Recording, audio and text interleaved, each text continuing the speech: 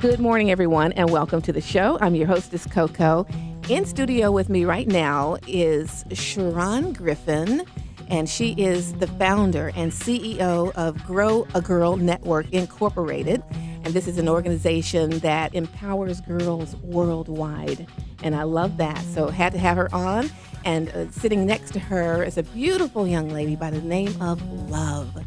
Welcome to the program, ladies. Thank you. Thanks for having us. My pleasure. My pleasure. Now, the first question is, how did this Grow a Girl network get started? Because it's huge now. I'm just now hearing about this, but how did it get started? Actually, we got started in 2006, and it was birthed out of a need to build the self-esteem of young ladies. As a child growing up, I was kind of out of hand, out of pocket. And yes. And there was one lady who was a mentor to me, and she just allowed me to communicate freely my thoughts, and that was my outlet, and it helped to build my self-esteem as a woman or as a young lady, and now even as a woman. Why not girls? I mean, why not incorporate boys into this? Well, the reason that we have not yet incorporated boys into the organization is because statistically it says that when you change a girl's life, she goes back and also changes that community. So It's a trickle effect. Okay. All right. Now, you guys have been getting ready for a scholarship pageant that's going to be coming up. Woo-woo. Yes, ma'am. That's one of the big things that you do. Yes. And you've had a couple of the casting calls. Tell us a little bit about what you're trying to accomplish with your scholarship pageant. Well, basically, with the scholarship pageant, of course, we want to give away some money to a deserving young lady. I mean, they all deserve something, but only there can be one winner.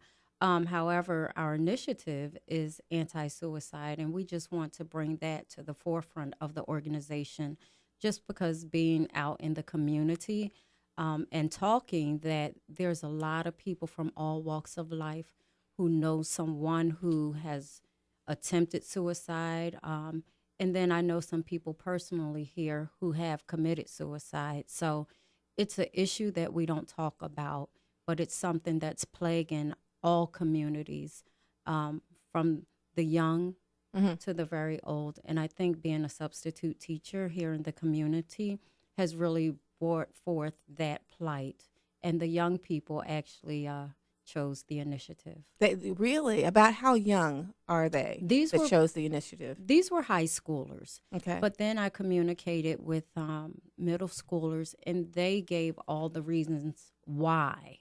Because that age group in particular, they have tried to commit suicide the most, as opposed to white men, middle-aged. Wow. Yes. So this initiative is kind of intertwined into your mission as well. Yes, it is. Okay. Our mission and goal of the organization is changing tomorrow's communities. So if we can save some lives and build our young people up, whether male or female, and I'm going to even go as far as saying even adults, because adults suffer from low self-esteem, then it's worthwhile. We're changing communities, and that's my goal. That's my passion, because someone helped to change my life. Right, right. And you were telling me about kind of like having a group session with some of the younger kids, and they were sharing with you some reasons why they felt a need to contemplate suicide. Can you share some of that with us? Yes, I can. Mental health issues. That's one of the increases in our communities. That's going on. It's very prevalent. Excuse me. We could say gender identity, sexuality. These are what young people gave us. I mean, the struggle is within. And a lot of times when we hear that one, we want to judge automatically. But I feel like this: who are we to judge? Our goal and our responsibility should be loving our young people regardless of where they come from or what they're doing, because even in the Bible it says that love covers a multitude of sins. Mm-hmm. So instead of constantly judging, yes, we understand what you're doing, but why not embrace them and say, hey, you know, we understand you're doing this or you feel this way, but I still love you. Yes, yes. And that's so important because that one person who mentored me gave me love. And out of that love, I experienced hope. Exactly. Yes, ma'am. Now, you met Love here, and Yes. tell us a little bit about how you guys met. Yes, ma'am. Actually, I was at the flea market. Thank you, Okay. love, for helping me out. I was at the flea market, and her and her mom and sister, they were passing by, and we were bringing forth the plight or the initiative about anti-suicide, and they were very much interested, and they came to the casting call. So here we are today, along with some other young ladies. Let me ask you about the casting call and the pageant. Yes. What are they going to be judged on? Well, it's not an ordinary pageant, but we Yes. love creativity. Okay. We love self-esteem because there's some classes that they will take ahead of time that are self-esteem builders. So our theme this year is I'm poppin', which means I'm her. I'm popping. Yes, I like that. I'm it. I'm that girl, but they all are popping. Mm-hmm. You know, so regardless of what they look like and all that, they're all beautiful. Mm-hmm. But I'm still popping. My insides are popping. I'm free. I can be who I am and be that person with a smile. So of course, confidence. Mm-hmm. You know, I love confidence because I wasn't confident for a very long time. And once the confidence came, it was like, wow, you can't stop me. So I want to instill that in other young ladies and women alike. Okay. Because we all need to feel confident. And so, Love, with this partnership between the two of you, what have you learned so far? I really learned, especially seeing Miss Sharon, how she works in front of the camera and stuff. Like, she is very confident, and that just watching her brings confidence in me Mm-hmm. and teaches me how to act when I don't feel confident. Okay. Because, you know, we all have flaws, but we have to know how to work those flaws. Okay. And so you're looking forward to the scholarship pageant coming up. Mhm. And what are you Very doing much. to prepare for that? Looking at dresses, looking at shoes, everything. All right. Again, we're talking with Sharon Griffin. She's the founder of Grow a Girl Network. And where are you guys located exactly? Well, right now we're in Richland County. Okay. We'll be meeting at the library currently. We don't have like a building yet because we're launching here in the Columbia, South Carolina area. But wherever we are, it's on and popping. Yes. Yes. Now, how can people get involved with your organization? Actually, they can go on the website, which is www.grow, G-R-O-W-A, girl, G-I-R-L, network.org, or they can call 404-480-3355. Looking for volunteers? Of course. Of I course. love volunteers, Yes. but they have to be prepared to work. That's the kind of volunteers I like. Yes, ma'am. You don't want to have to be sitting down. Anybody can come and sit and watch. Yes, absolutely. So what kind of things would they be doing if they're volunteering? They would help to organize events that we're having. We have to do some fundraisers, of course. Help with the young ladies. They can bring snacks, things like that. That's Okay. very important. All right. So again, give that contact information. Yes, www.grow, G-R-O-W-A, girl, G-I-R-L, network.org, or 404-480-3355.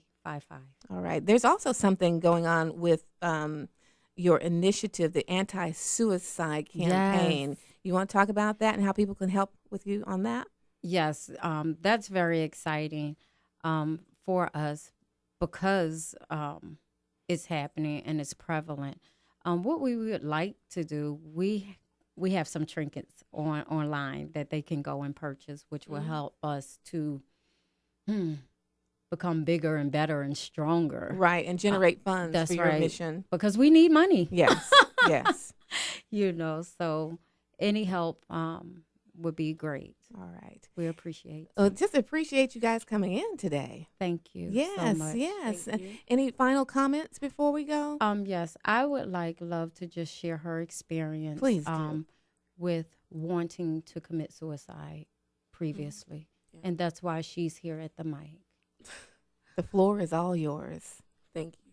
Well, when I was in middle school, I know she said a lot of things about high schoolers, but from my experience, I think middle school is the most, the section of life where everyone is depressed. Like in their class, a lot of people are depressed.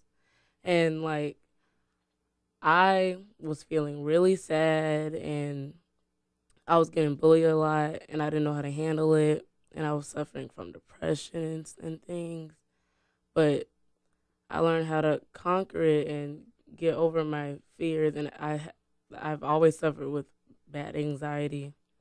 But like, I'm getting better at it, and I'm not depressed anymore. But I learned that what people say, people do not choose who you are. You have to show them that you're stronger than they want you to be.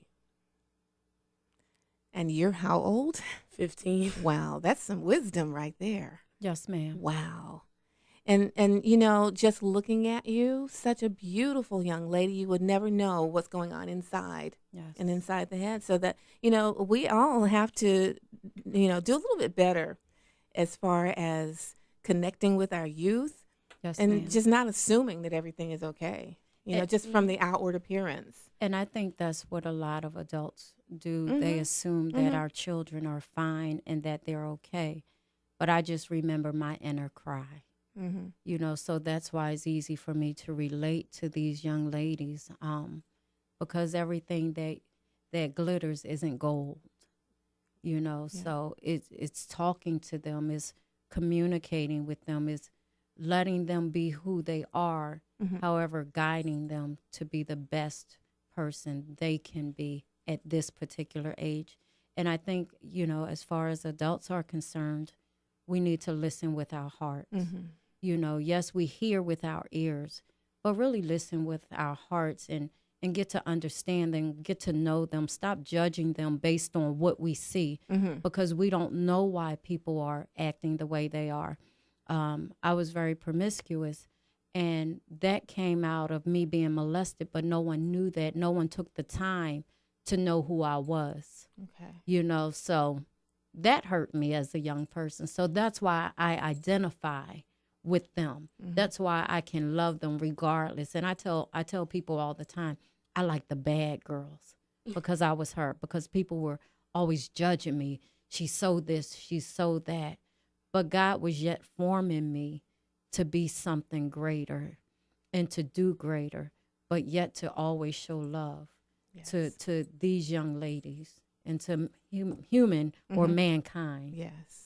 Thank you for what you do. Thank you. Thank you very much. And again, if anyone would like to volunteer for your organization, or a young girl would like to partner with you, We would love that. Yes. Again, your website is growagirlnetwork.org. Yes, ma'am. Yes.